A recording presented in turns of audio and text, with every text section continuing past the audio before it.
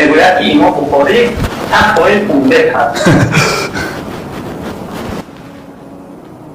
اگر ما گوییم که امام بخاری تاجیک بودن گوییم، بله میگوید که تاجیک میگوید، ازبک نه که ازبکای خودشان دیگر داملهاش میگوید که امام بخاری تاجیک بودن میگوید. یعنی سخن از زبان همون دشمنا بهتر، یعنی اگر این تعبیر درست باشد. یعنی خودی ازبکا اگر شهادت دهد که امام بخاری تاجیک بودن گوید، یعنی این گپ حقیقت با حقیقت قوت میگیرد، دلیلش با قوت‌تر میشه. بله امام بخاری به یگان شک و شبهه تاجیک بودن، شاید اون وقتا ازبک بود یا نبود. این چیزی که تمام دشمنای و کافرهای و مسلمان‌ها شهادت میدهند به تاجیک بودن بخاری. امام بخاری به یگان شک و شبهه تاجیک هستند. ازبک به من نمیچسبد، اقلا نزدیکی نمیکند.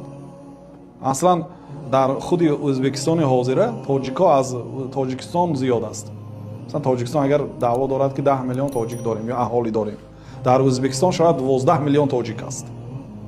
همه اونا اگرچه در پاسپورتاشون ملتش ازبک نوشته شده است، تاجیک هستن. اونا بخارا، سمرقند، نه آوردن همین ازبکای آورده مجبورن شینوندن گویا که ازبکای هم هست.